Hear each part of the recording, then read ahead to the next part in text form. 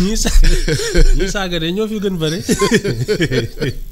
ba yaa ngi ci jàmm ça va et toi. ça va alhamdulilah naka suba si. ça va ñu ngi nii rek. alors président bu Sénégal. président Bassirou Diomaye Diakhar Faye def na sortie. ginnaaw bu mu naqarloo bavure policière yi am ci Sénégal parce que jàpp ne lu jéggi dayoo la te nag loolu dafa war a nekk loo xam ne vraiment lu mën a ñàkk la alors ginnaaw li xew ca Cambérène xew ci Rosso jàpp ne dafa war a ubbi enquête wu leer ginnaaw bi mu ko naqarloo ba noppi ban appréciation justement ci taxawaay bi ak génn bi nga xam ne def na ko est-ce que loolu war na mën a fexe dalal xel yi mais également soulager ñi nga xam ne dañoo ñàkk seen bakkan seen famille ci loolu. ci bavure policière ça existe dans le monde entier. Vraiment, c'est pas une exception. Maintenant, effectivement, ça, ce sont des cas particuliers. War nañ ko enquête. C'est ñan ñoo responsable. Mais c'est pas une raison pour parce que ñun on a des forces de l'ordre, je crois, de qualité. Muy gendarmerie, di police, di armée. Il faut pas les fragiliser non plus. Maintenant, man li ma gëm. Moi, c'est dans la qualité du recrutement qu'on peut éviter ces choses-là. Parce que c'est pas à n'importe qui qu'on doit donner l'autorité de l'État. Beaucoup ne moo war a tee fetal. Bien sûr. Maintenant, ci man, il faut relever le niveau de recrutement, les conditions de travail. Man foofu laa gëm mais tu sais parce que les policiers sont aussi des citoyens sénégalais. Absolument. Fekkee nañ fi ay événements yoo xam ne ils ont été agressés par la population. Mais ça personne n'en a parlé. Man gis naa benn vidéo boo xam ne dañ ko doon. benn policier dafa tëdd ci suuf ñu koy dóor ay xeer. Personne ne s'en est indigné. Alors non, il faut pas. Ce sont des citoyens comme nous. Léegi nag y a un problème peut-être au niveau du recrutement. Il faut faire attention à ça, à la formation et au recrutement.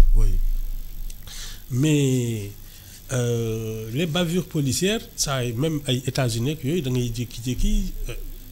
mais jàpp ne nag Ibou Fall loolu war na mën a jeex Sénégal. non tu sais non xam nga l'imperfection. parce que nag comme on dit rek ñoom ñoo war a réguler. ça fait partie de l'imperfection humaine. am na ay périodes yoo xam ne xëy na day fekk benn policier bu nerveux wala yooyu mu am daal. loo xam ne c'est pas une situation normale. loolu ça arrive partout dans le monde. Maintenant il faut veiller à la qualité de recrutement et de la formation. mais est-ce que ne pas dramatiser nag. mais souvent est-ce que duñu leen pousser sax à bout quoi ñoom. parce que léegi maanaam ni ñu leen di tenir tête dafa jéggi dayoo Sénégal. mais c'est de ça que je te parle. C'est-à-dire que ñun fii dañ fi fekkee des événements yoo xam ne. Mais attention, on les a agressés. Oui, bien sûr. Ñu leen di sànni ay mots ay preuves à l'appui. Mais alors personne ne s'en est indigné. Il faut pas aujourd'hui commencer à dire oui non kii. mais léegi sorte président bi nag fan nga koy dugal. man gis nga je pense que on ne doit pas parler sous le coup de l'émotion. C'est la parole présidentielle elle est précieuse. du lu ne nii rek nga wax ci. Parce que man li ma gëm mooy il faut laisser la justice faire son travail. Il va y avoir des enquêtes ak yooyu. bañ influencer kenn. Le président qui dit oui il faut qu'on ñu jóg ci lii il oriente déjà quelque chose. D'abord. ñii bu mu amati. Donc tu as l'impression qu'il faut durcir les positions par rapport aux policiers. Parce que là c'est la parole présidentielle. Oui, absolument, oui. Moi je pense qu'il aurait dû être neutre. Mais parce que ñu bëri dañuy jàpp ne tey waroon na am une voix autorisée boo xam ne war na génn. parce que non la voix de la sorti waxu ci. la voix de la justice tey non la justice. bu ci waxee tamit dina mën a daal xel yi. non ñu xam ne kat vraiment président taxaw na pour loolu bañ a amati Sénégal. non c'est la voix de la justice. qui est autorisée mais Ibou Fall est-ce que lu ñu dundoon 2021 ba 2024 loolu tam waruñu ko mën a nemmeekuwaat. mais à qui la faute à qui la faute ñoo fi yëkkati fitna 2021 ba 2024 alors non moi je pense que dans ce genre de choses il faut laisser les enquêtes se poursuivre ba ñu xam lii lan la suñu enquêter ba xam kan moo def lan la justice fait son travail. Mais pour man du waxtaanu il y a pas à prendre des positions comme ça surtout pour un chef d'État parce que il est aussi responsable des citoyens que des policiers qui en sont aussi. ñëpp la boole kon da nga jàpp ni génn mënoon na ñàkk. man de j'aurais pas fait. waroon na noppi dafa waroon noppi à la limite. oui on n'est pas obligé de parler sous la pression. mais alors tey fitna yooyu ñuy nemmeeku parce que li am Cambérène am Rosso pratiquement mën na am feneen. alors léegi lan la ñu war a def mais daf fi yàgg am. mais lan la ñu war a def kon. mais mooy mais daf fi yàgg am yow tu te souviens de la radiation des policiers. mais c'était une bavure. wala yow fay ko loolu. bon dégg naa ko. il s'appelait Baba Ndiaye comme toi. oui benn baana boo xam ne on l'a accusé de vol dugal ko commissariat central on l'a retrouvé mort. gars yi di dugg di génn c'était la famille proche de Sëñ Abdou Lahad ils sont allés le voir le xalif a appelé directement le président ne ko man sama taalibe bi mu dee ci biir kii yi dama bëgg ñu leeral. na leer oui. on les a pris on les a jugés policiers yi ne lu tax ñu condamné leen dimanche on les a radiés le soir yàgg na fi am. oui Oumar Diop Blondin. mu ngi fi. c'est pas nouveau. absolument c'est pas nouveau non il faut pas que qu'on parle sous le coup de l'émotion da ngay surtout pour un chef d'État parce que ñëpp njabootee. surtout ceux qui sont dans l'administration. Il faut pas les jeter en pâture. il faut ñu ubbi enquête quand même pour mu leer. il faut qu'il y ait une enquête. parce que bakkanu jàmbur la kenn du ko sàggane. kenn du ko fooyee. voilà kenn du ko fooyee léegi nag suñ demee ba xam lu mu doon. justice bi def li muy liggéey. d'accord mais moi je vois pas le chef de l'État discuter de ça. alors sorti premier ministre Ousmane Sonko ñu bëri dañu am jaaxle ci kan moo doon wax. ndax c'est le citoyen sénégalais c'est le chef de parti wala c'est le premier ministre bi ci boppam.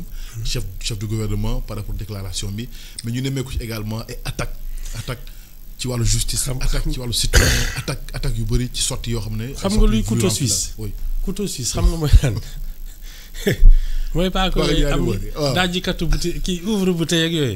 waaw c'est exactement ça léeg-léeg nga nekk premier ministre léeg-léeg nga nekk simple citoyen léeg-léeg nga nekk président Pastef. C'est le couteau suisse. Non, tu sais, d'abord, commenter une décision de justice qui est définitive oui. Et insulter des magistrats, ça ne se fait pas. Qui que tu sois, ça ne se fait pas. Mais est-ce que loolu du gën a fragiliser tey la justice parce que ñoom dafay assister dans la justice pour xool nañu koy dëgëralee cette sortie là. est-ce que xam nga li ñuy naan merum ginaar saful tusi ne. waaw waaw ñoom il faut leur travail léeg-léeg ñu àtte la jox la dëgg léeg-léeg ñu àtte la nekkoo ci dëgg ñu daan la. oui c'est tout. mais quand même voix premier ministre. est-ce que c'était le premier ministre qui parlait. loolu wala citoyen bi wala mais en tout cas lu ci mënti am. man de lenn mën naa la ko wax. du dindi sa casquette de premier ministre. une décision de justice surtout qu'elle est définitive. amoo loo ciy wax. amul commentaire. quand tu es un citoyen normal. oui non tu te soumets à l'autorité de la chose jugée. mais moom bu dee ba ne amul kenn ku ma mën a xañ kenn mën a tax du ma nekk candidat. c'est ce qu'on appelle l'autorité de la chose jugée. léegi nag moom. défiance la wala lan la. non je sais pas parce que de toute manière. xam nga oui. man lan laa gën a gëm. benn recours daa ci gis mooy une loi d'amnistie qui le blanchit mu jeex.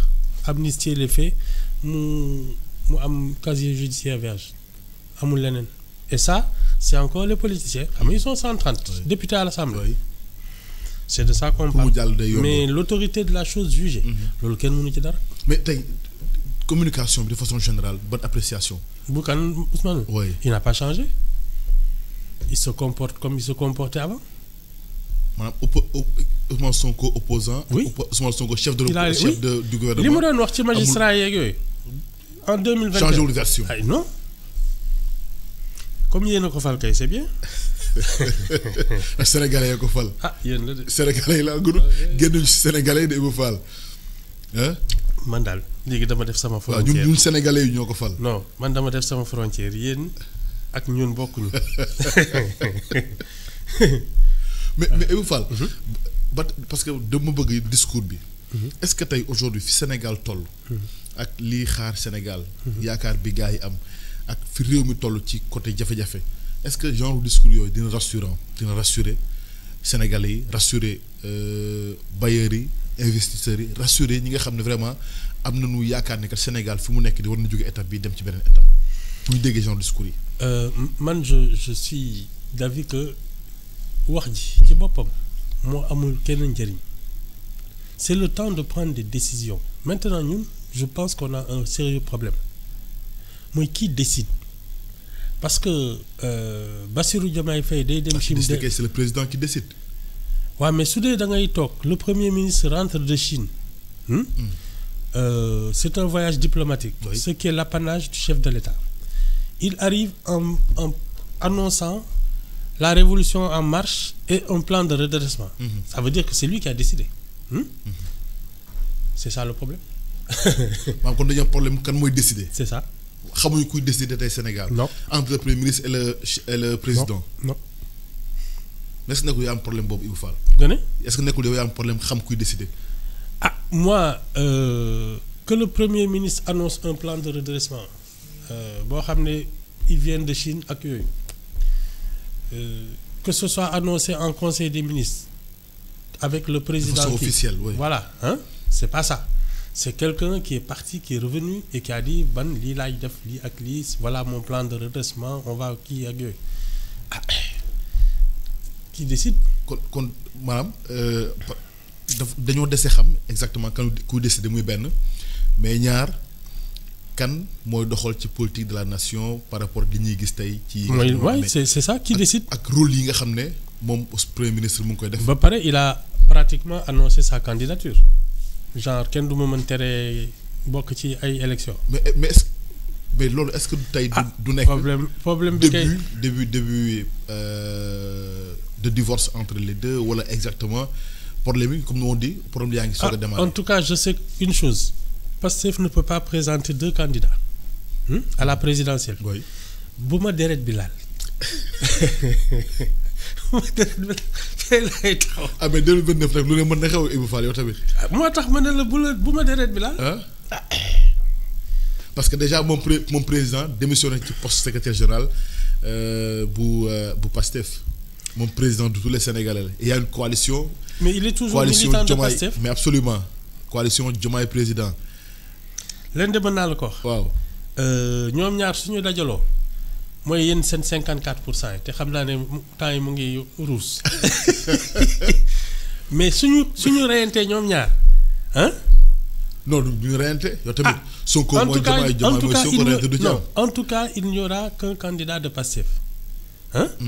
voilà y en a un de trop. léegi nag problème mooy kuy doon candidat bi. c'est ça ah mais en tout cas moom premier ministre nee na moom kenn mënu ko teree doon candidat léegi rek suñu problème kay mooy ndax moom Diomaye dina bëgg nekk candidat am du bëgg nekk candidat. Ah, en tout cas, pour l'instant, c'est le temps de travailler, de régler les problèmes des Sénégalais.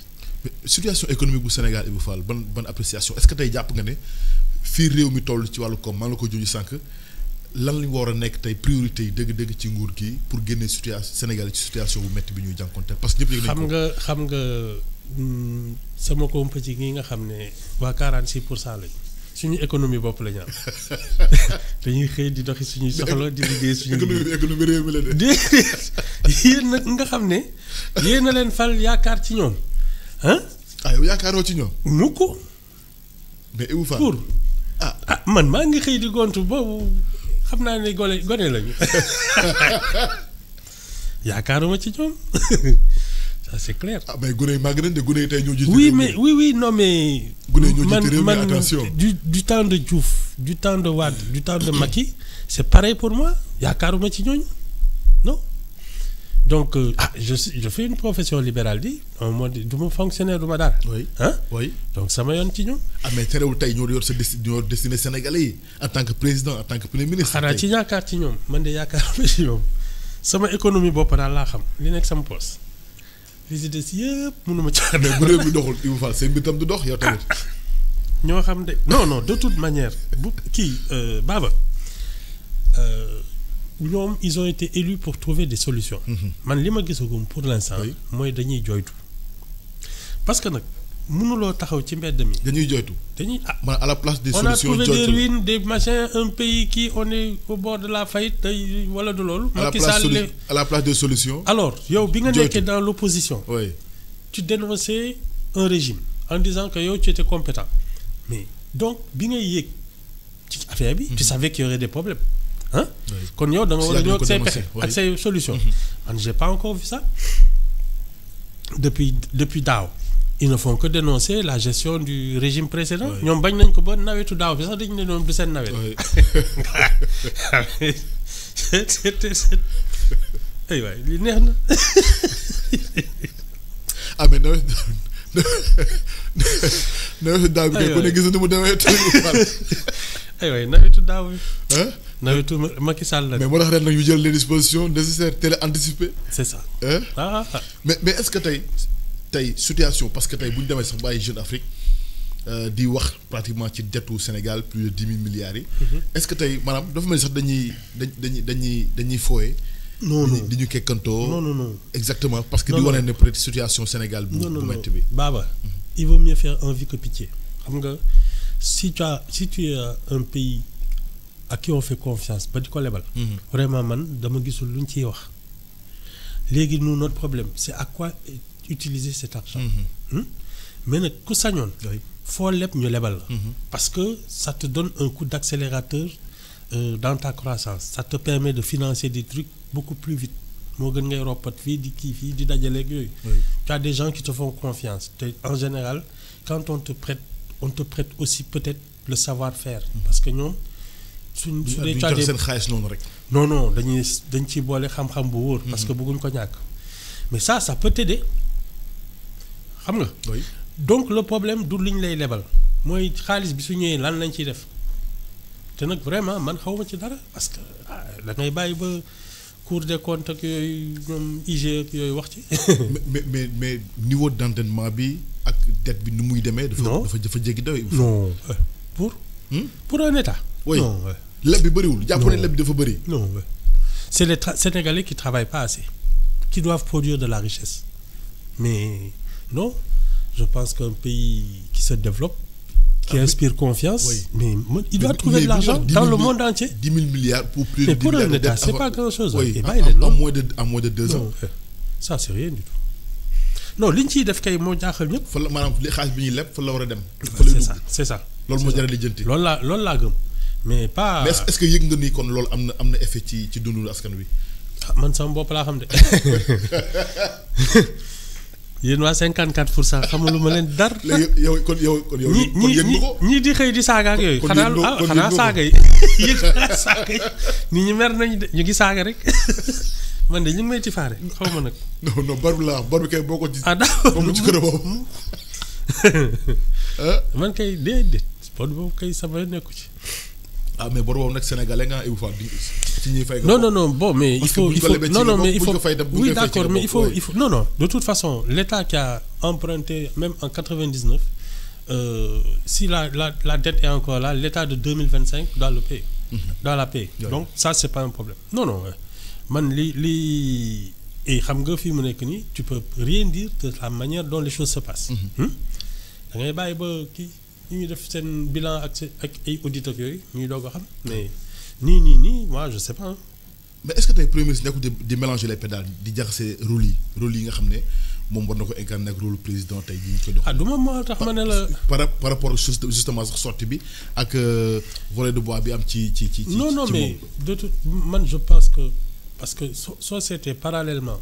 Bassirou Diomaye Faye dem na fi Chine dellu si coow li bëri boobu bëri. actuellement foog naa ba léegi mu ngi Séville xaw ma la il est dans un truc dem na ba ñëw. war na dem États-Unis également. voilà mais moom day dem dellu si doo ci dégg dara. c'est le premier ministre day dem Chine dellu si ñëpp naan àddina tukki na c'est historique ñi di xam di ximi loolu ci mën mais alors que la diplomatie mais c'est le président de la République. léegi war nga ànd ak xëy na sa ministre des affaires étrangères. ay ministre de la coopération des finances ay di lijjanti ay affaires qui surtout yóbbaale les privés pour les mettre les présenter aux autres man loolu laa gën mais lii ma gis nii moom vraiment ba pare xam nga ban moomu gën a neex da ngay dem Chine dellu see contrat Mercedes maa ngi naan waaw Mercedes moom dafa toxu Chine wala mais loolu koy yokkute nag Ibou Fall. et puis non man pour man. mën na créer Mercedes c'est une multinationale allemande. wala du loolu. bien sûr. waaw léegi nga jógee Chine ne man dama am contrat ak Mercedes yow loolu jaaxalu la tojul sa bopp. dafa jombal. xëy na foofu la am kii. mais mën nañu xaar peut-être même bu dul sax Mercedes yeneen retombées économiques yu jógee ci visite bi mu amee en Chine ñëw fii Sénégal peut-être li ci kan raw li gët ñu xaar fii ak. non xaar kay xaar. man kay li ma gën a gëm mooy su dee dara am na fa. mais xaar fi gis léegi ay usines ak yooyu. xaar ba kañ. 2029 daal mu ngi fi. non 2029 su dee dañuy inauguré balaa boobu c'est bien su dee inauguré wu ñu dara nga xam ne c'est comme ça. mais on a un problème de centre de décision. oui mais tey jii Macky Sall ginnaaw taxawaayam sur le plan international est-ce que tey jàppoon ni kon nguur gi fi ne war na bénéficier wu tey ci gis-gisam ci appui sur le plan diplomatique ci expertise am yooyu. wala jàppoon ne dañ leen war a bàyyi ñu gouverner rek comme ñoo yore bopp réew mi. en tout cas ñoom bi ñuy teqali ko. comme ñoom boobu ñu ngay laal mission. di waxtaan guddeeg yooyu. oui. Macky Sall est parti avec l'avion présidentiel. nga xam ne kon seen diggante rataxoon na. oui. ils auraient dû pouvoir bénéficier de son expérience et de son carnet d'adresse. léegi nag gannaaw ñoom dañu ne moom sàcc la ak yooyu ak reykatu nit. ça va être difficile léegi nag moom il a je pense un cabinet de consultants xaw ma yooyu. Il doit gagner sa vie léegi nag su dee moom on l'invite dans le monde entier. moom c'est ça ñii kay nañu fexe ba ñu leen di invité ñoom it c'est tout. y a une diplomatie pour ça. mais président mu ngi dem na Espagne. te mu ngi waaj dem États-Unis c'est bien sur l'invitation du président Donald Trump. c'est ce qui est normal. oui est-ce que mais loolu tamit war na mën a gën a taxal au-delà des relations mais au-delà des relations diplomatiques mais ci côté jëflante côté commerce avec côté taxawaay bi nga xam ne réew yi coopération yi war nañ ko mën a amee. en tout cas man li ma xam c'est que l'État ne peut pas entreprendre liy dëgg mooy que ñuy jël suñu privé yi entrepreneurs yi. saa yu ñu tukkee xam ne on va rencontrer des financiers des partenaires techniques ak yooyu. nga dugal sa gars yi yóbbu leen présenter leen ne état sénégalais mu ngi leen di garantie ñii ce sont des gens compétents on a déposé ceci de cela machin kii développement taxaw na le man loolu laa gëm. oui mais Ibou Fall dañu seetlu ci nguur gi maanaam ba ci tey sax Sonacos ñu ngi ne dafa am ay pertes estimées à plus de 32 milliards. mais moom directeur bi assumé wul sax responsabilité am. li mu wax nee na Macky Sall la. nee na Macky Sall la. oui bien sûr. te aujourd'hui tam pratiquement lu ci bëri lu ñuy nemmeeku dans ce régime là lu ñu wax ñu ne nguur gi fi nekkoon. alors loolu mais loolu daw responsabilité la wala exactement nan lañ ko mën a tuddee ci li ñuy nemmeeku tey présentement. mooy li ma la wax sànq rek. ñoom biñ fiy yegg si ils ont convaincu les Sénégalais que le régime précédent était incompétent et malhonnête. xam loolu lañ def ba ñi on les a balayés dans les urnes. Donc, l'étape suivante, c'est de dire, voilà nous comment on va gouverner, tenir ce pays. Voilà les règles, les nouvelles règles. S'il y a des réformes institutionnelles à faire, tu les fais. Mais man li ma doon wax ci dialogue national. Oh, dialogue, oui. Non, mais attends, yow tu viens avec un projet. Mais tu le mets en œuvre. Il n'y a pas à dialoguer. Tu gouvernes. Mais pourquoi l'homme lépp ñu jël xëpp ko ci l'ancien régime. En tout cas. est-ce que nguur gi fi nekkoon dafa def lu garaaw lu doy waar loo xam ne. vraiment non ba tax na ñoom mënuñu tey téele plier pour développer réew mi dafa sukk. dafa def carte appui dafa nërmelu ba nga xam ne vraiment. ñoom ñi fi dem dañu doon lu dëgër. lu metti loo xamante ne nii pour suqali Sénégal dina même si le pays était en ruine. Si tu prends la responsabilité de te présenter à une élection présidentielle ne man mën naa yor réew mi parce que loolu mooy présidentielle. Oui. Mais il y a plus d'autres explications à donner mën naa yor réew mi léegi mu ngi nii vas-y il y a pas autre chose ay li fi nekkoon ak yooyu mais li tax ñu jëlee fii ñi fi nekkoon. c'est que les gens étaient mécontents Oui. donc lii wax ju yàqu la li ñu war a wax mooy ñoom comment ils vont faire pour que en 2029 personne ne regrette de les avoir élus. loolu laa wax man. mu am résultat probant mais justement par rapport ak sortie premier ministre bi ak assise des médias. assise de la presse bi nga xam ne gars yi defoon nañu ko. mu mel ni tey sortie premier ministre nëbb na complètement li nga xam ne tey moom moo waroon xool na la ñuy def ba tey secteur bi jafe-jafe ci nekk ñu mën ko génne est-ce que ñun conscient nañu ci jafe-jafe ñu nekk tey et pare nañu pour génn ci jafe-jafe yi nga xam ne ñu ngi koy dund tey et surtout par rapport ak arrivée nouveau régime bi. En tout cas man sama wax benn la les médias ont une économie boo xam ne parce que nous ce qu'on fait il y a beaucoup de propriété intellectuelle. Si on ne sait pas ce que c'est parce que c'est ça nous notre économie. ñu toppati daw ci gannaaw ay subventions ay aides ak ay yooyu. di réunion yu dul jeex on ne sortira pas de ça. Il faut savoir de quoi on parle man lii ma gis ni réunion yu dul jeex bañ nañ ko man xam nga bokkuma ci loolu. non yow teel nga cee raxasu yow. ah vite fait. mais est-ce que tey maanaam dañu war a toog nii parce que tey aujourd'hui assise des médias yi waroon na nekk tey une priorité ñu gis ko ci lépp ci taskatu xabaar yi ñëpp di ko waxtaanee parce que tey situation bi ñuy dund tey ñëpp gis nañ ko mais mu mel ni ñun wax ci problème mu jàmbur moo gën fuuf def suñu. non c'est notre fonction non ñun notre fonction c'est de parler de l'actualité du pays. te du ñun léegi nag en ce qui concerne la presse. ñun waruñu toog sax di ci wax dañ ca war a jóg. y a pas à discuter y a des décisions à prendre. mais assise yi nag ci loolu la. li ci tukkee tey mën na fexe ba suqali tey le monde des médias. ñun réunion nañ fi Saly CDEPS pour justement waaw seet naka la ñuy régler suñu kii ratatata ba am audience ak Wade jox ko benn cahier de doléance bu toll nii foog naa on avait même épongé des trucs fii subvention yokk aide à la presse ak yooyu. yàgg nañ fi def yu mel nii ça ne donne rien parce que le vrai problème. il faut agir alors. oui ce sont des. Il faut d'abord réfléchir à ta condition économique. C'est quoi nous notre métier. soo ko xamee tu trouves des solutions et tu agis. man dama ci wax ba sama dënn jóg donc.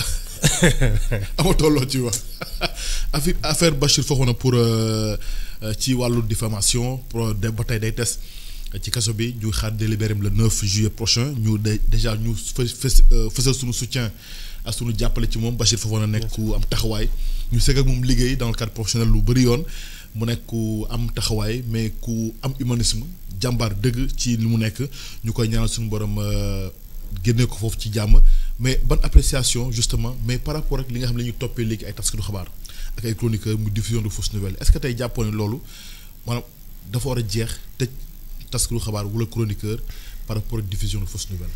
c'est pas nouveau daf yàgg na fi am te gisaguma parce que xam nga les pouvoirs là quoi qu'on dise ils sont jaloux l'un de l'autre l'information les médias là c'est un pouvoir maintenant le pouvoir politique n'aime pas être concurrencé on lui fait de l'ombre donc il y aura toujours ce genre de friction depuis Senghor Abdou Diouf Wade Macky Sall ça n'a pas changé et ça va pas changer parce que c'est une confrontation de pouvoir. mais jotul mu changer nag Ibou Fall. non parce que non parce que tant que mën naa comprendre ay éléments mën naa comprendre leneen mais ba tëj ci taskatu xabaar ci loolu. dafay jéggi dayo quand même. tant que les pouvoirs s'affronteront te que c'est le pouvoir politique qui décide de ça. parce que ñoom ak députés yi ñooy def seen ay lois ak yooyu. on aura ce genre de problème depuis le temps que les gens parlent de l'article 80. ku ñëw parce que opposants yëpp mës nañ leen ci kii. menacé te ku ci nekk da ngay wax ni boo nekkee au pouvoir di nga ko dindi. waaw soo ñëwee ci au pouvoir. ba ci ñii sax parce que ci dialogue bi également ñoom neen duñ ko dindi. c'est ça c'est une question de pouvoir qui s'affronte maintenant xam nga man lan laa gëm. sa doole lañ lay rusee. il faut que nos médias soient forts et puissants. La première force c'est la force économique parce que soo yaakaarul ci ñoom. suñ la xoolee xam ne yow mi ci solide duñ la ñeme. c'est parce que dañuy joytu tout le temps oui on a des problèmes l'économie de la pitié. l'économie de la pitié. voilà moom la ñu vraiment c'est difficile ñuy ñeme la. parce que ku la abali gët moom fu mu ko neex ngay xool. loolu la de. mais loolu diffusion fausse nouvelle warul dëñ tey ci taskatu xabaar yi. xam nga man sama principe à la place de la prison mu nekk leneen beneen sanction bu dul loolu. xam man déjà même. ay cambriolage ak yooyu sax je suis pas pour la prison chaque jour ma wax ko fi donc loolu moom du kii mais pour man lii il faut attendre le verdict des juges parce que s'il n'a rien fait on va le relâcher maintenant nag noggatu nañ ko il faut attendre le verdict des juges. Voilà. Le 9 prochain ñu waxtaanee fédération sénégalaise bu football. sportif nga. ak juróom-ñaari daawoon naa football bi ma nekkee xale. kon gëj nga football Ibou Fall gëj nga dugg ci terrain. c'est que foo ma boole la ak sa waa ji. xam nga comme moom tey dafa daw jàng mais foo ma booleel ci terrain. Gabonais bi waaw Gabonais bi Gabonais bi dafa fayeeku. fin du mois lay bañ. waaw fayeeku na ma ngay nelaw. mais Ibou Fall. benn poste présidence fédération sénégalaise de football.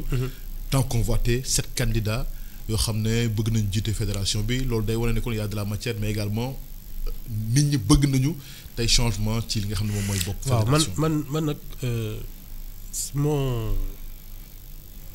ma philosophie dans ça c'est que ay ministère des sports ak yooyu warul am. non je pense qu'il y a des.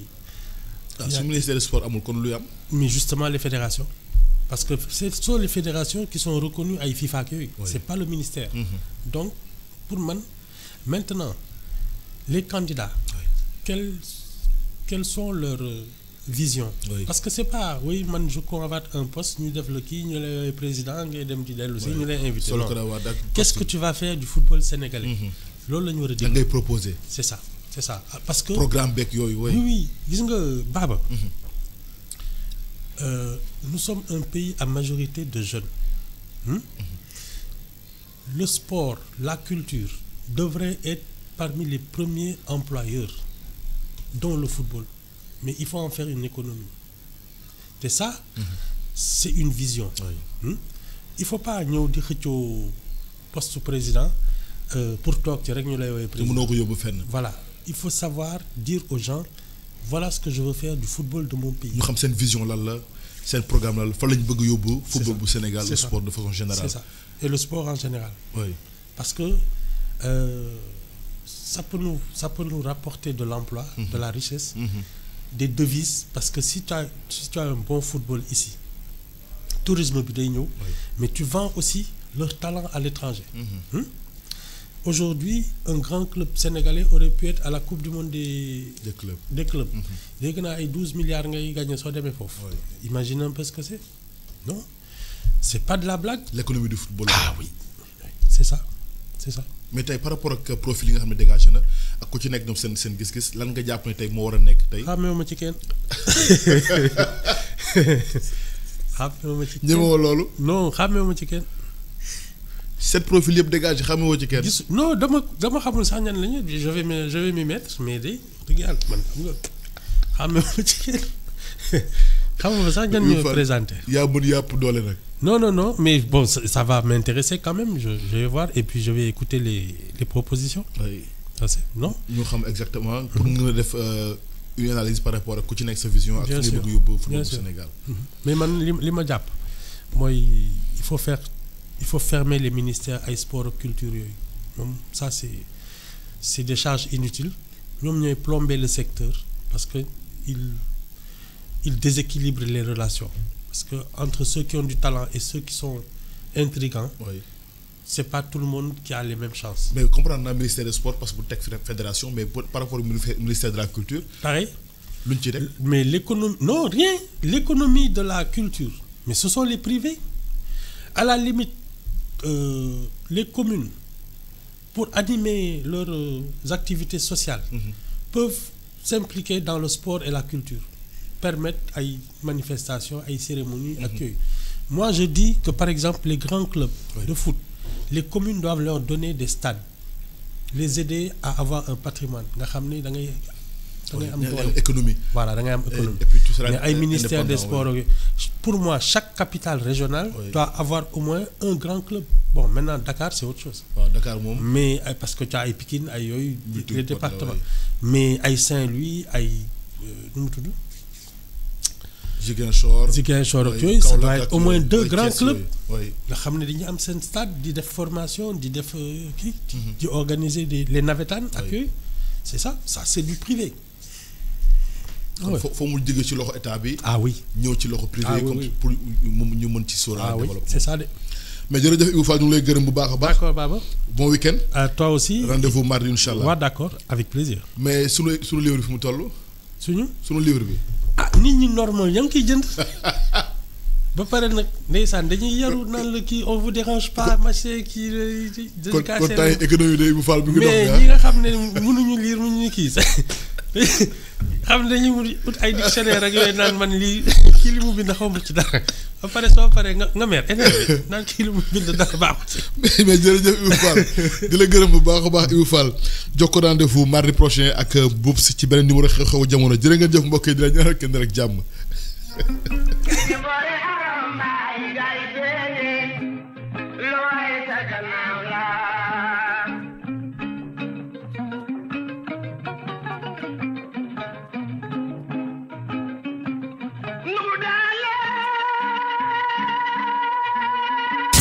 Crédifone indi ci Sénégal mësul am lebal le téléphone à partir de 15 000 francs ngay fay weer wu nekk su fekkee Crédifone moo la lebal téléphone bi bu réeree wala ñu sàcc ko da koy sécuriser ci saa si verrouiller la ko ba kenn du koy mën a jëfandikoo neel benn ñaar mu localiser la ko wax la téléphone bi fa mu nekk ñett tànnal téléphone Samsung bi nga bëgg téléphone bu la Crédifone jox dañ ko garantie 24 mois mu àndandoog assurance écran ñu koy woowee Care Plus jëlal 78 572 88 88 wala 60